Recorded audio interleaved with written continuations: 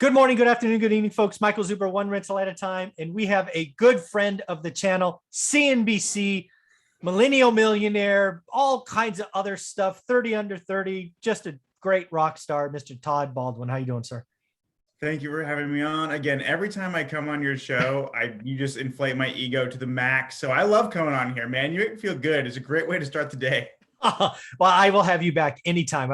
You bring so much value, both to my channel, but you are a contributor in the universe. So thank you for all you do. What I wanted to, I have two topics for you today, and I wanted to reach out before you go on a well-deserved vacation. So the first one is you are 29, under 30. You are financially free. You have left your W-2, so I like to say retired. Frankly, you were retired before I got started, which is just awesome because I don't start till I'm 30. But the question is, and I want to know, and the audience wants to know, is how important was debt to get to where you are now? Because I don't think a lot of people understand that debt was probably a huge component of getting you here. But, you know, maybe Dave Ramsey is right and you shouldn't have any debt. Absolutely. Well, what's important for people to understand, and most of your subscribers already know this, but there is good debt and there is bad debt. So when Dave Ramsey talks about debt, he's mostly talking about bad debt, like credit cards, student loans, car payment, those stuff. Sure. Like I don't have any of that stuff. Good debt is basically debt that other people can pay for you in the form of leverage. So like if I go buy a $500,000 house, well, I put $100,000 down, 400,000 is debt.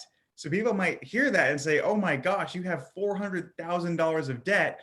But here's the thing, it's amortized over 30 years. It's at like 2.5% interest, and my tenants pay it off for me. Yeah. Not to mention, specifically with real estate, like you can get into a property, you can get into a $500,000 property for 100 grand. And if you're a first-time home owner, first-time home buyer, you can get into it for like 10 grand, or sorry, 15.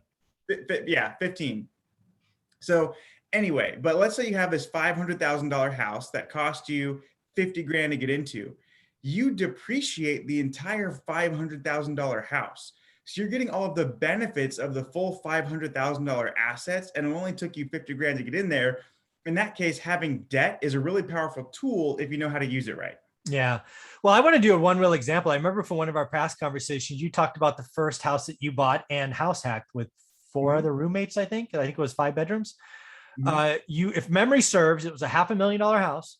You got in on a first or a home FHA 3.5% down. I think you said total out of pocket was 19 grand. When all said and done.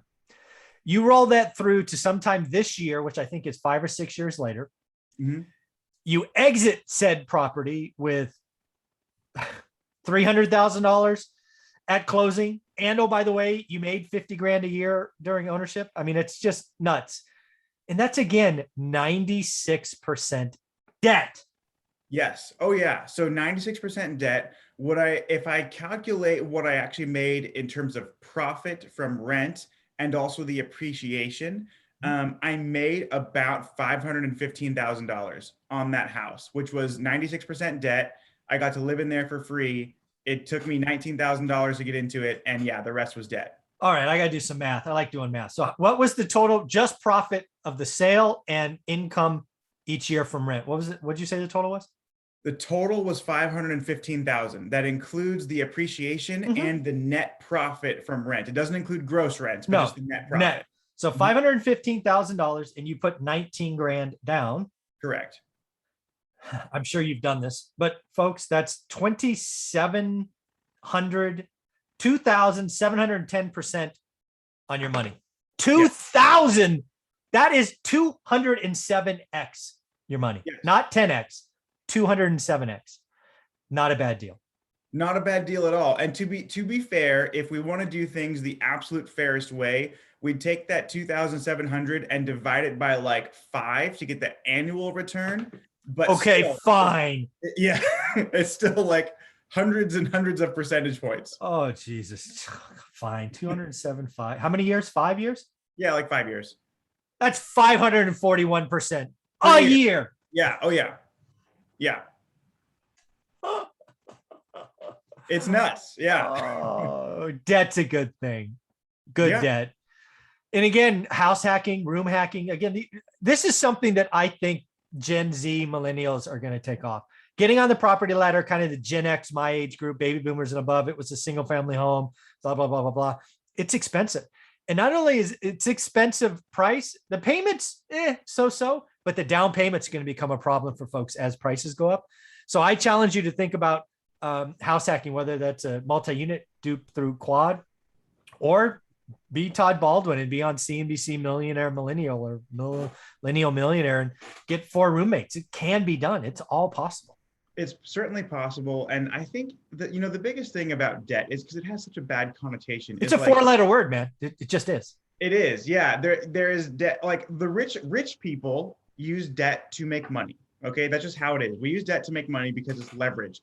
People in the middle class, unfortunately, use debt to buy liabilities like cars or, trips or whatever. Like, I don't have any debt that isn't making me money. There's a $0 balance on my credit cards. I got like 30 of them, by the way. I don't have a car payment. Yeah, I got a lot of credit cards. $0 balance though.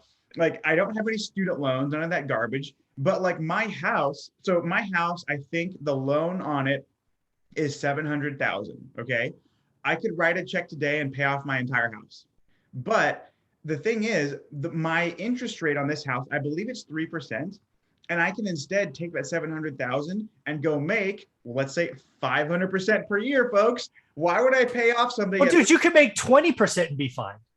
I could make 10% and be fine. Exactly. Yeah. It's as long as I make more than 3%. You're good. Which, if you can fog a mirror, you can make more than 3%. Yeah.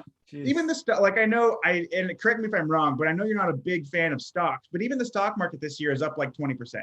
Yeah. So like, if you have a pulse and you have money and you just put it to work, you're making a good return. Yeah. Again, and the other thing I want to make sure with debt, I don't know about you, but I had, let's call it tens of millions of dollars in debt when I became financially free. I'm guessing your 500K house or 490, whatever it was, you exited or earned it with millions of dollars of debt is my guess.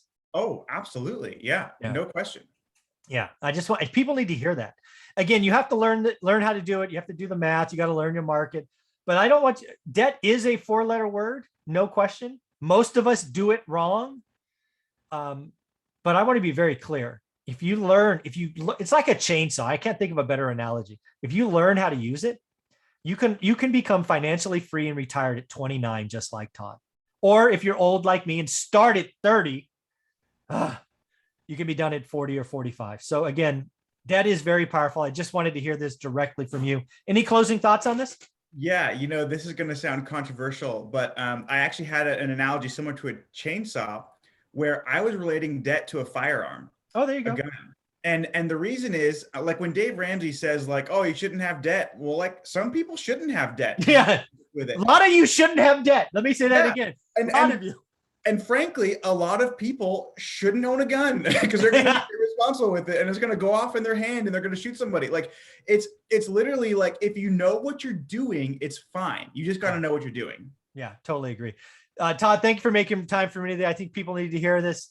And again, congrats on the trip to vacation to Hawaii. That sounds like a blast. Oh, we're looking forward to it. Thank you so much. You got it.